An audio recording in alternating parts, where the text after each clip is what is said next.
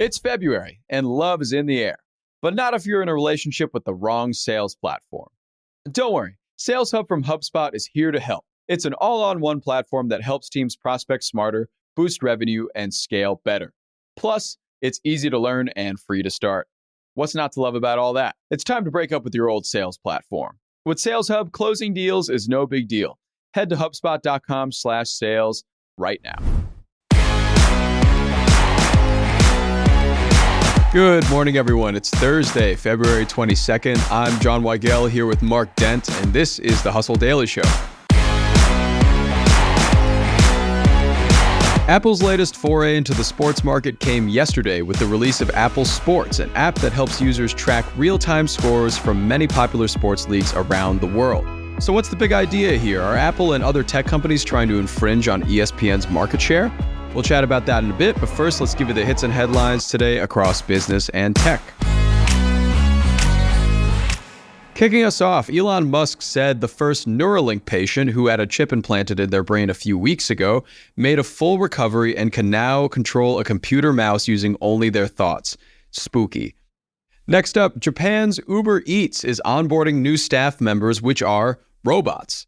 The company is partnering with Cartkin, a robotics firm, and Mitsubishi Electric on autonomous robots that will be slinging takeout orders through the sidewalks of Tokyo. Mark, what do you make of this development? Yeah, I think it sounds really cool, and it would be kind of fun to see that little robot on the streets, no question. But every time I hear a story like this coming out, I'm always wondering okay, but then when does it move on to the real life phase? Right. Like these pilot programs just kind of take forever. We still don't have a lot of drones delivering stuff for Amazon. We do have some autonomous cars in some cities, but we don't have them at scale or anything even close to that, which we were supposed to have a few years ago. So I want to see this. I don't know when we will. Yeah, I think that's a good call out about the autonomous cars as well, because if we've seen anything from the autonomous car industry and Waymo, we know that there were some people that just burned a Waymo car and there were some riots. Yeah. So I'm kind of curious how this small beer cooler sized robot will fare in America. I mean, Japan, we kind of talked about before the podcast, feel like is a little more polite and kind of a little more understanding towards these little guys. But if you came across one of these in New York, it would be just upside down on the ground. No problem. Yeah. And it's just it's a very cute robot. If you look at the photos, which will maybe prevent some hatred from being spewed at them. But, it's also quite small, so it's an easy target. It is. So we'll see if this gets any rapid adoption anytime soon. I'd be shocked if it did.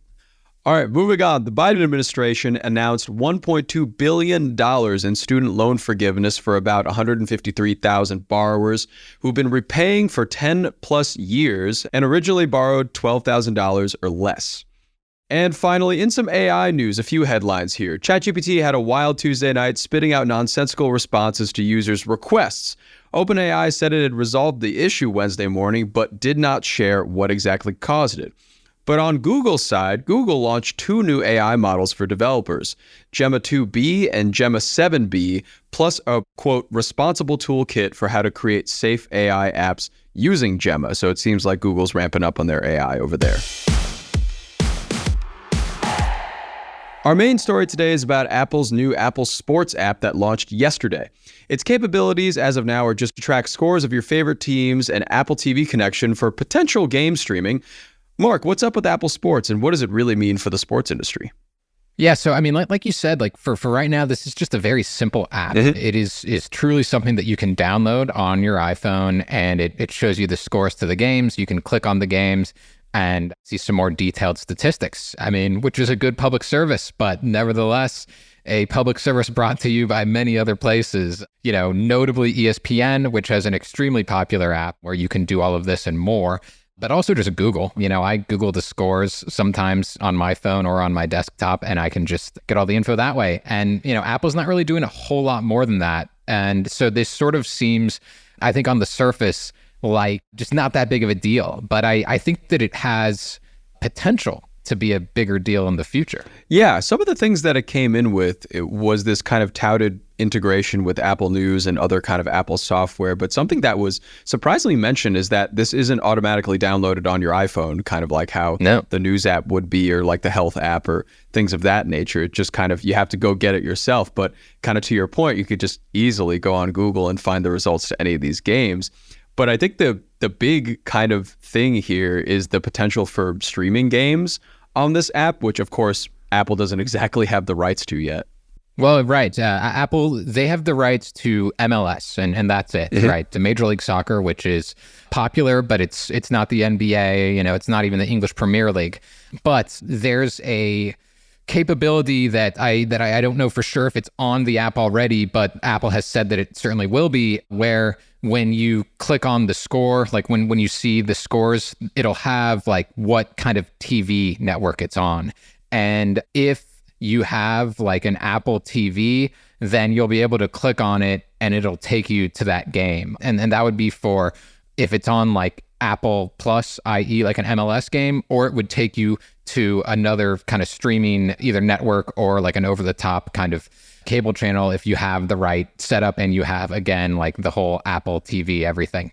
And that is a pretty big deal to me, because like it really sucks right now to be a sports fan. And I know I'm not the only one who says that, because it's really hard to tell what channel something is going to be on. Like, is it going to be on ESPN Plus, or is it going to be on ESPN, regular?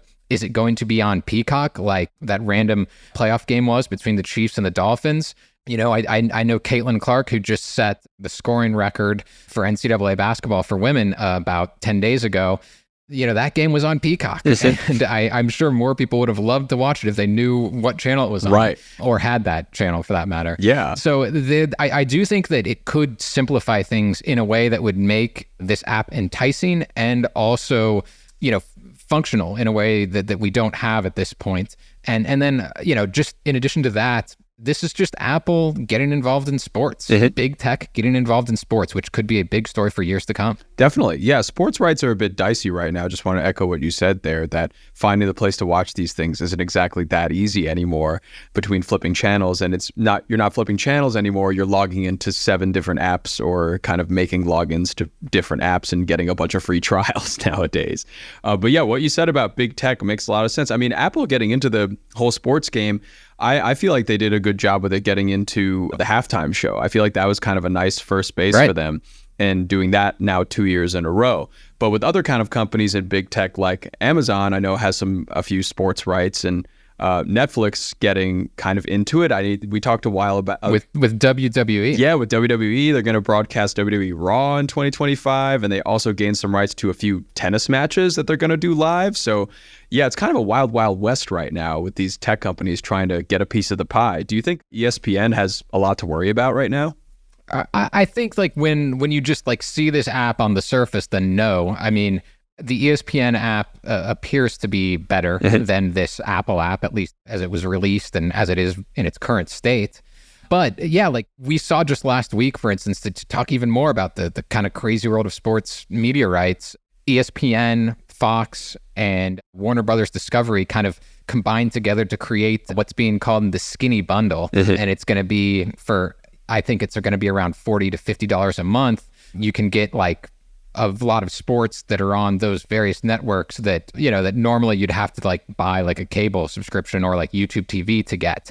And so there's just so much going on. And ESPN, obviously, just 10 years ago, and again, and just to make clear, ESPN, which is part of Disney, 10 years ago was like this behemoth. Like it was completely dominant and completely invincible. And that's changed, of course, as people have cut the cord. And now it's trying to figure out what it needs to be. And so I think like anything that might cut into its share, even if it's just something like where people are looking at the ESPN app or ESPN.com a little bit less often for scores, is just another thing it has to contend with. Yeah. And, Disney doesn't want to deal with that. Sure, of course. And one more thing I did want to mention about this app's capabilities is that kind of on the scoring front, like when you click on a game score, you also see betting odds for the game. And that kind of, although not yet, it kind of might pave the way for them to get into a bit of sports betting, which, as we've reported on The Hustle multiple times, is a very lucrative industry too.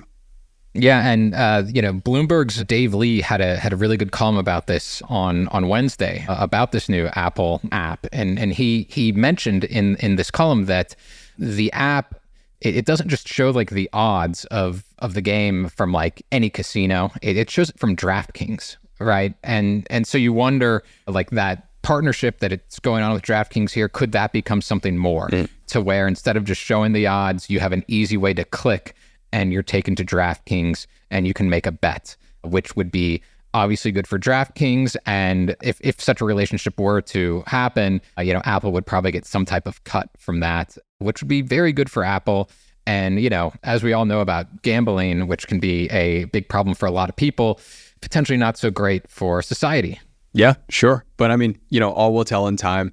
This is just a very, very small baby step, as we've kind of discussed. And we'll see what capabilities this gets blown out with in due time, I'm sure. All right, that'll do it for us today. Thanks for tuning into the Hustle Daily Show. We're a proud part of the HubSpot Podcast Network. Our editor today is Ezra Tripiano, and our executive producer is Darren Clark. We've got a lot more tech and business coverage in our newsletter. If you're not subscribed, go get yourself signed up at thehustle.co/email, and we'll see you tomorrow.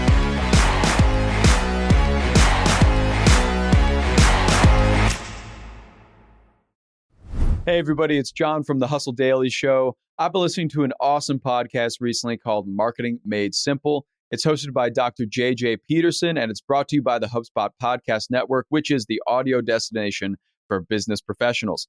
Marketing Made Simple brings you practical tips to make your marketing easy and, more importantly, make it actually work. I was listening to an episode recently that really stuck with me, and it was called How Real Should You Be at Work?